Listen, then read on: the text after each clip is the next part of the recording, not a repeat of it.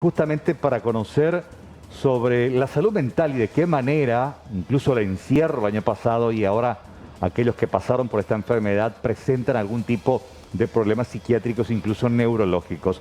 Doctora Mirta Mendoza, buenas tardes, gracias por su tiempo. Buenas tardes para ustedes ahí y todos y todas sus televidentes. Bueno, hay estudios que van saliendo a nivel internacional principalmente sobre las secuelas de aquellos que pasaron el COVID y números alarmantes que dicen presentar algún tipo de problemas neurológicos e incluso psiquiátricos, doctora.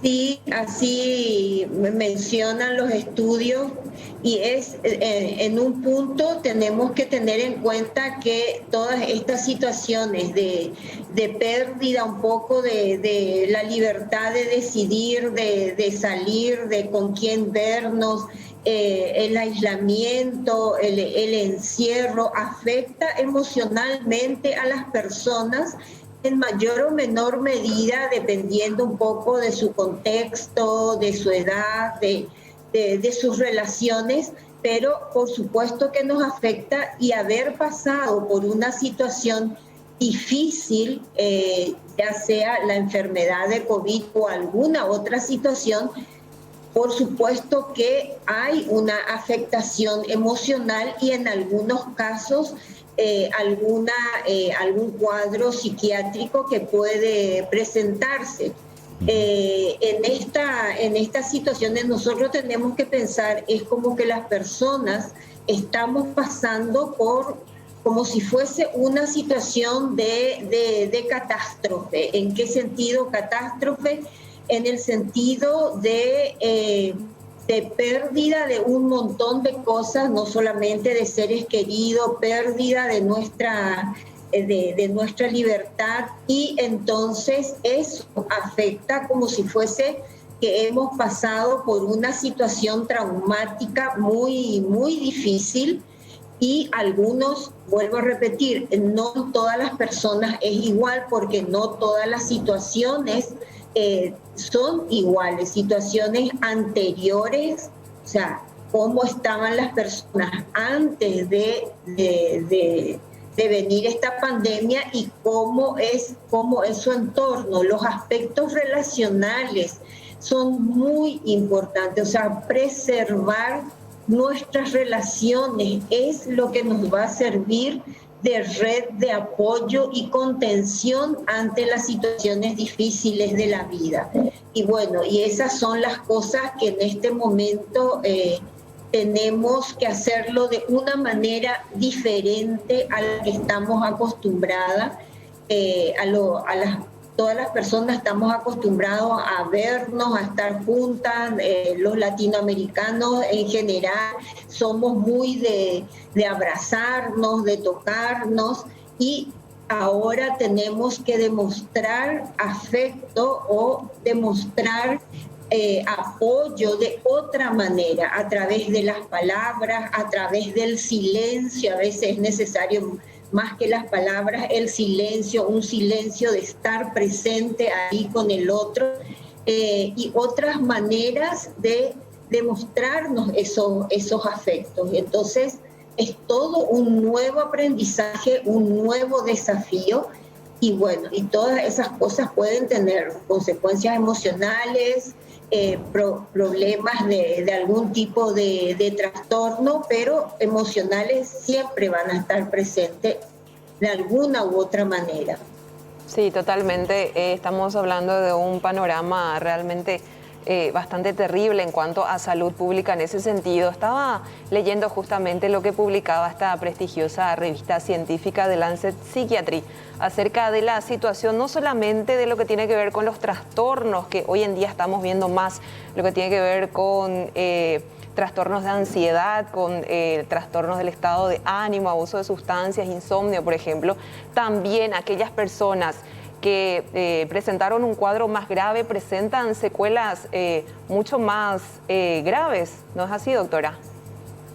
Sí, porque también se menciona, ¿verdad?, que después de terminada la enfermedad, en realidad el tiempo de recuperación lleva un tiempo, no es que yo me sané hoy y mañana estoy 100% nuevamente. Lleva un tiempo recuperarse con algunos déficits cognitivos, inclusive de movilidad.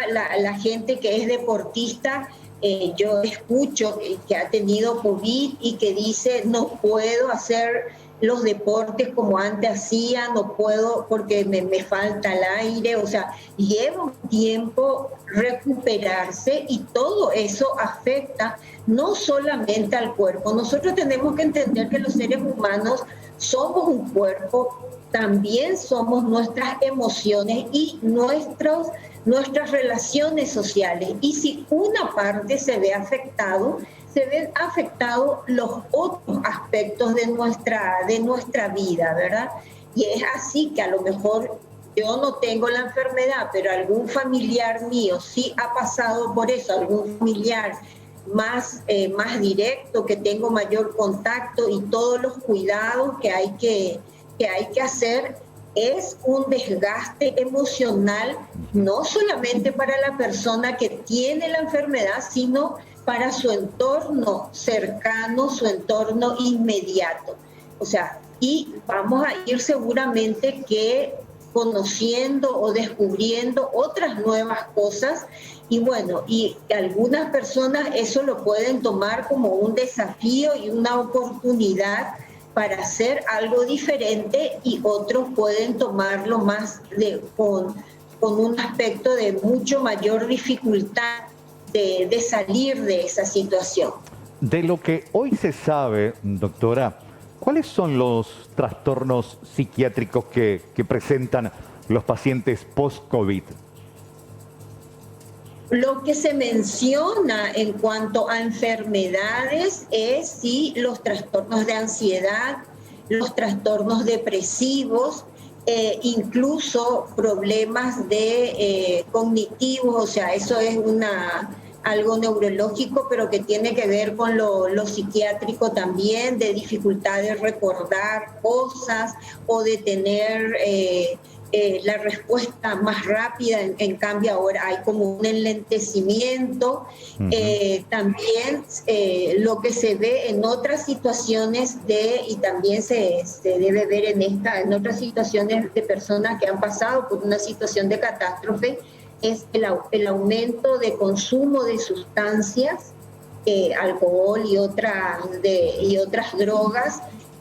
También en algunos casos se habla de estrés postraumático y incluso lo que sí se escucha y se sabe es que hay aumento de situaciones de violencia dentro del entorno familiar cercano, y eso también trae como consecuencia situaciones de problemas, enfermedades, ¿verdad? O sea, puede traer como consecuencia y eso hay un aumento de un desgaste emocional que puede llevar a un cuadro psiquiátrico, dependiendo mucho de lo que hacemos o de lo que hagamos en el sentido de mantener como las relaciones, mantener nuestros afectos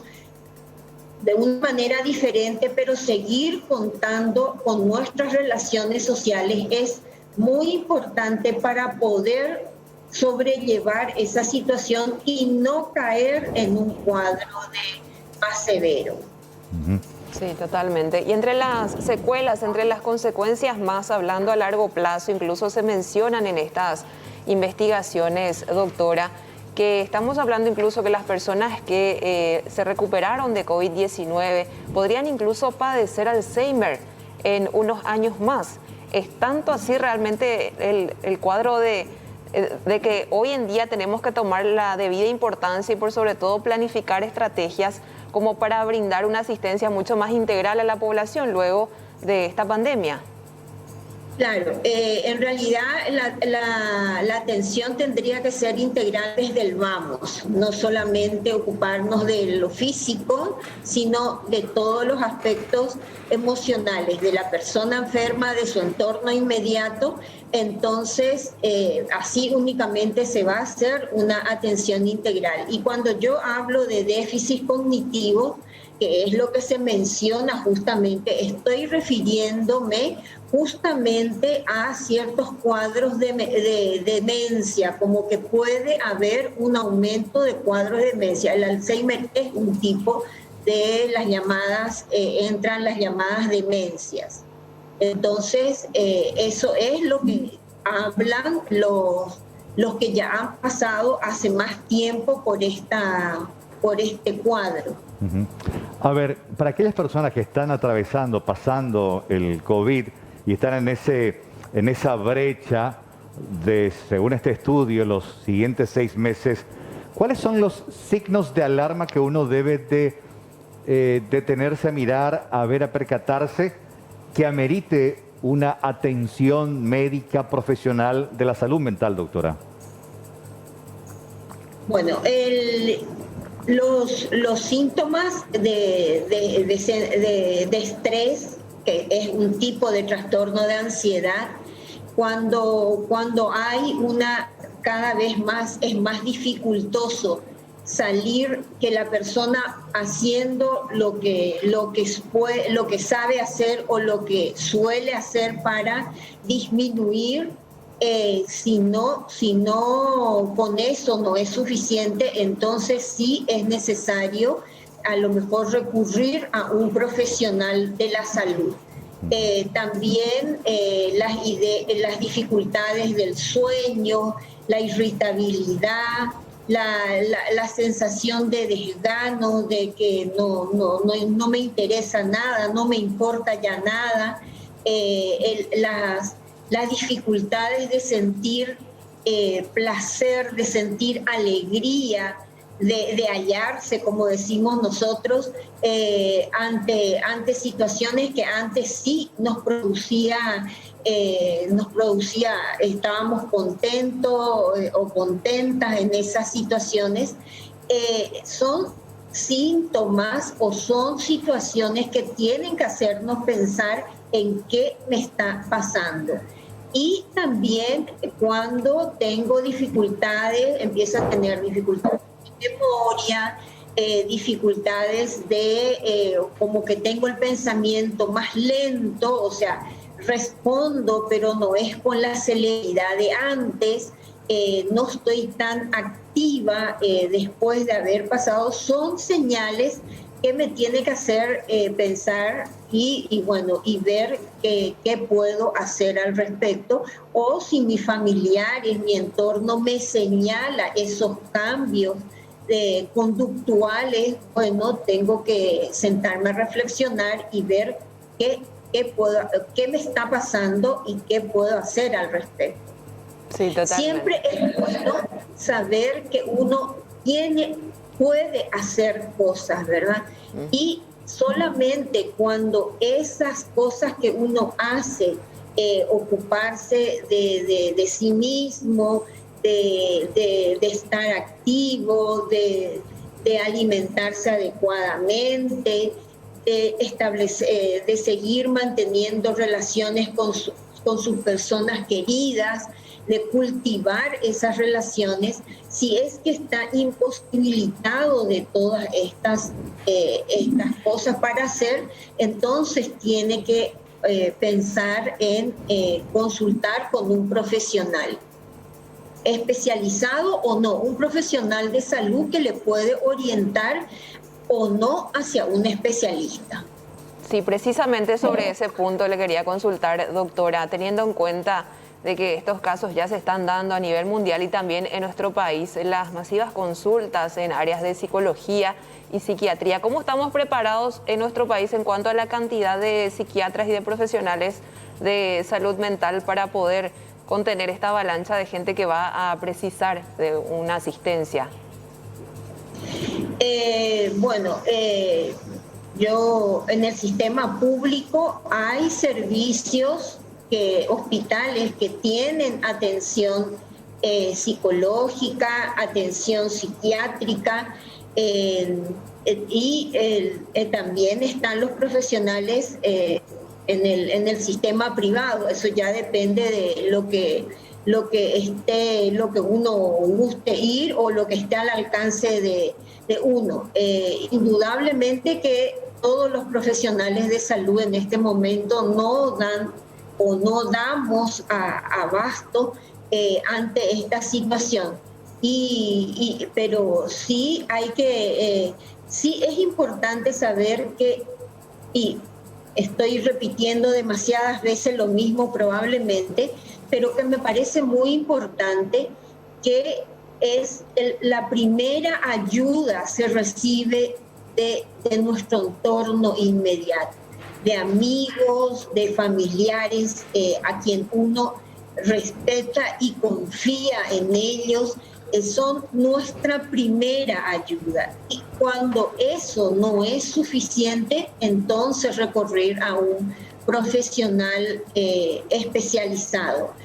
A veces se recurre a un médico, una médica de confianza, y bueno, y ella nos puede orientar o no si necesitamos de un especialista, de un profesional de la psicología, un profesional de la psiquiatría que pueda ayudarnos. Doctora, muy amable por su tiempo, por esta explicación también. Y bueno, principalmente como usted decía, cuando uno comienza a detectar ciertos signos que no son normales en uno post-COVID, es momento de recurrir a un profesional de la salud. Muy amable, doctora Mirta Mendoza, por su tiempo. Buen resto de jornada. Bueno, cuando gusten, y acá estamos. Gracias, Gracias, Mirta Mendoza, psiquiatra. Hay que llevar en cuenta. Sí.